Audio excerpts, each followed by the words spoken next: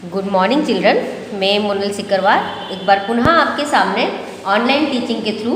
Dear students, ये आपकी हिंदी की बुक है क्लास 5th की सुगम भारती, और आज हम इसका पाठ 18 पढ़ने जा रहे हैं।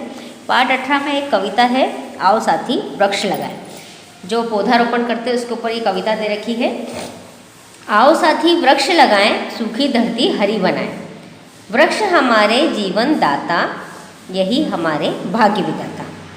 मतलब सभी साथियों से कवि कहना चाहते हैं कि आओ सब मिलके हम क्या करते हैं, वृक्ष लगाते हैं, पेड़ पौधे लगाते हैं, और जो सूख रही है धरती उसको हरी भरी बनाते हैं।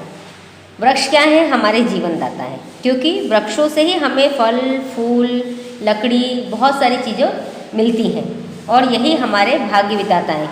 क्यों? क्योंकि हम जो प्राणवायु को, सबसे इम्पॉर्टेंट जो हमारी लाइफ में है प्राणवायु, वो किससे मिलती है? हमको वृक्षों से मिलती है। तो और ये हमारे भविष्य में बहुत सारी, जैसे हम लकड़ियों से बहुत सारा बिजनेस भी करते हैं, दूध फलों को बेचते हैं, तो ये क्या है? हमारे भाग्य को बनाते हैं। वृक्षों से वर्षा आती है, वृक्षों पर बदली छाती है। उजड़े उपवन पुनः सजाएं, आओ साथी वृक्ष लगाएं। मतलब वृक्षों से वर्षा आती है।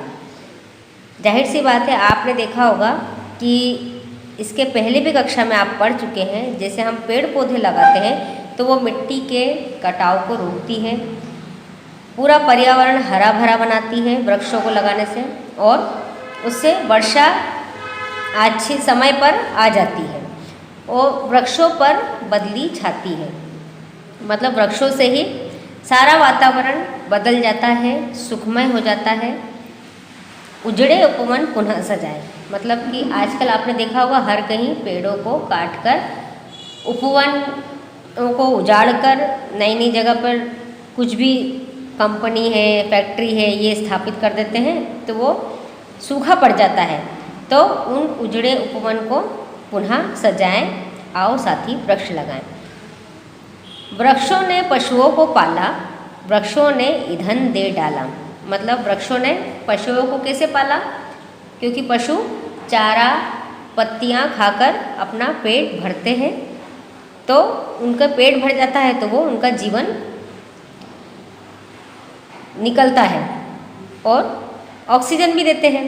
वृक्षों ने ईंधन दे डाला, मतलब ईंधन क्या होता है? जलाने के लिए, चूल्हे जलाने की लकड़ी। तो ये लकड़ियाँ कहाँ से मिलती हैं हमको? वृक्षों से। औषध का भंडार वृक्ष है, ममता का आगार वृक्ष है। औषध का मतलब औषधि यानी दवाइयाँ, उनका भंडार यानी खजाना वृक्ष है।